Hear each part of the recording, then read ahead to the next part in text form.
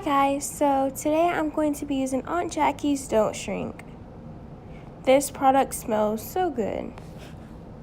First, I'm going to start off by taking a decent amount and I'm just going to apply it to my right side as always.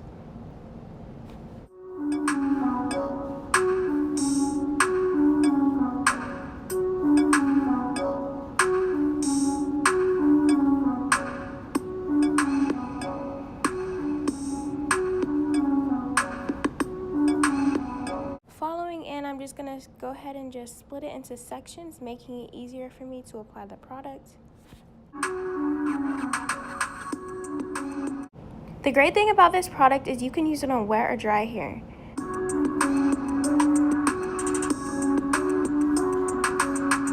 This product has been widely used as a natural remedy for hair growth, anti-thinning, and overall scalp health. The good thing about this also is that it leaves your hair without a scrunch and a tacky feel like the rest of the other gels.